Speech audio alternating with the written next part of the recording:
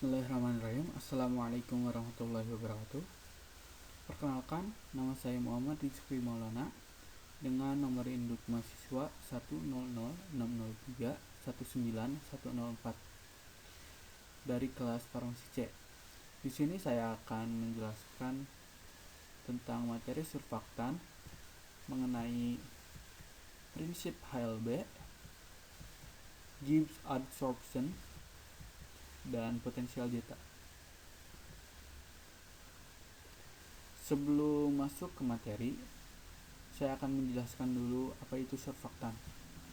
Surfaktan adalah bahan aktif permukaan yang memiliki beberapa fungsi, yaitu 1. Menurunkan tegangan permukaan, 2. Sebagai pembasah, 3. Sebagai emulgator, 4. Meningkatkan kelarutan, dan 5. Sebagai deterjen.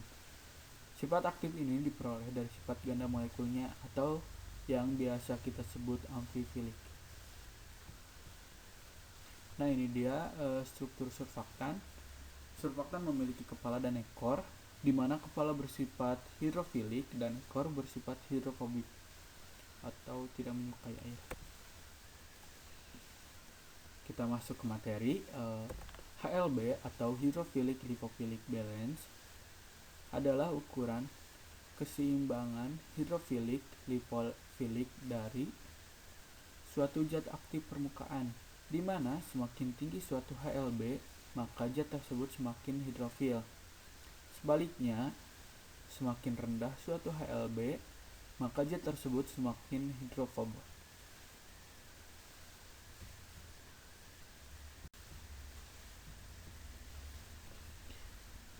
Ini dia ada contoh di mana yang atas dia surfaktan yang bersifat hidrofobik, di mana ekornya lebih besar daripada kepalanya, dan dia itu memiliki ketertarikan pada selain air, contohnya minyak, kotoran, dan lain-lain. Lalu yang bawah itu adalah surfaktan bertipe hidrofilik, di mana kepala lebih besar daripada ekornya dan dia memiliki kecenderungan lebih suka air. Nah, ini dia contohnya. Untuk surfaktan yang lebih suka air, otomatis dia tidak akan berikatan dengan minyak atau kotoran, dan itu juga menandakan bahwa dia memiliki HLB yang tinggi. Dan juga sebaliknya, yang di ujung kanan dia memiliki sifat hidrofobik, di mana lebih menyukai air. Oleh karena itu, surfaktannya berikatan dengan minyak, bukan dengan air. Nah, HLB itu ditentukannya HLB supaya kita dapat mengetahui bagaimana sih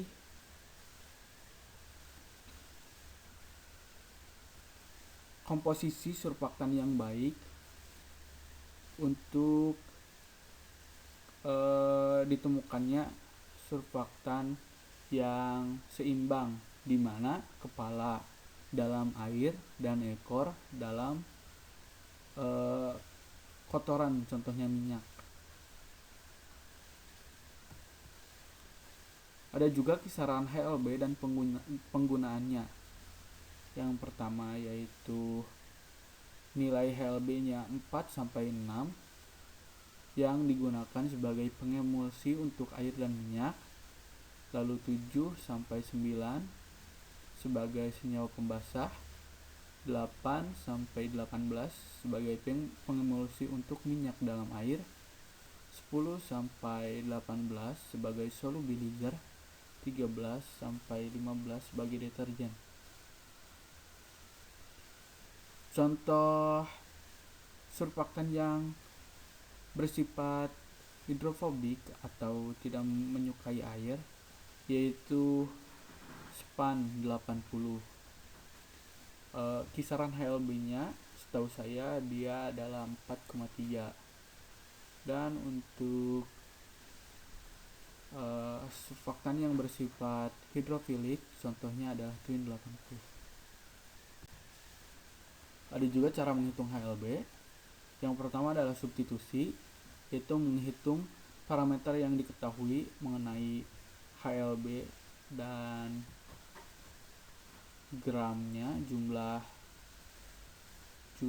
zat yang ditambahkannya, yaitu contohnya gram emulgator total dikalikan dengan HLB butuh sama dengan gram twin 80 dikalikan HLB twin 80 ditambahkan gram span dikalikan HLB span.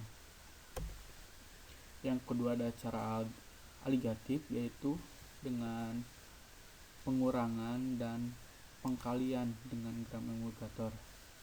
Cara ini biasanya digunakan untuk pengecekan, dan kita sebagai mahasiswa biasanya harus menggunakan cara substitusi. Lalu ke Gibbs adsorption, surfaktan dapat bertindak sebagai zat pembasah karena dapat menurunkan sudut kontak antara permukaan padat dan cairan pembasah. Jadi semakin kecil sudut kontak, maka semakin mudah zat tersebut untuk dibasahi. Hal tersebut dapat terjadi karena tegangan permukaan zat sudah menurun dengan adanya penambahan surfaktan, sehingga zat tersebut dapat dibasahi kemudian terlarut.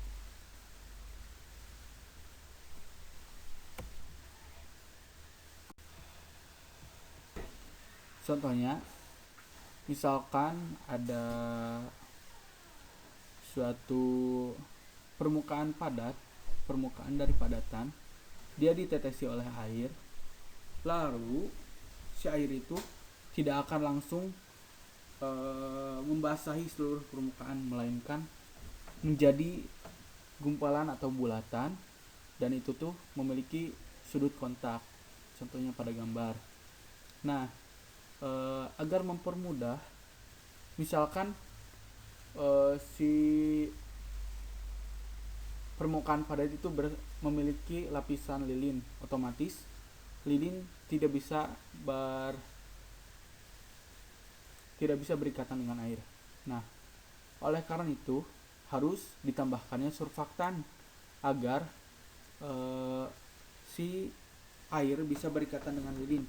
Jadi surfaktan kan memiliki ekor dan kepala, di mana ekor bersifat hidrofobik dan kepala bersifat hidrofilik. Nah, jadi surfaktan dimasukkan atau disebarkan ke permukaan tadi, otomatis si ekor yang bersifat hidrofobik memiliki pasangan, yaitu dengan permukaan tadi. Nah, air itu akan terikat oleh surfaktan yang sudah ada dan menyebar gitu airnya. Ada juga peristiwa tanah kering, di mana apabila ditambahkan surfaktan tadi, ada surfaktan yang manfaatnya sebagai pembasah. Nah, apabila misalkan cairan deterjen atau limbah sabun cuci atau limbah rumah tangga itu disiramkan ke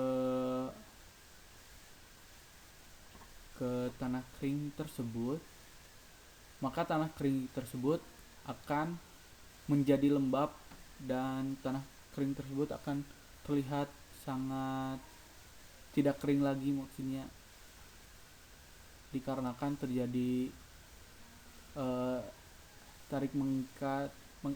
mengikat antara tanah dan air.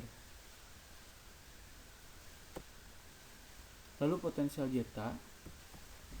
zeta adalah perbedaan potensial antara lapisan yang terikat kuat dengan daerah netral listrik, di mana semakin kecil nilai potensial zeta, maka semakin tinggi gaya tarik menarik antar partikelnya, sehingga terjadi fluktuasi atau penggabungan koloid.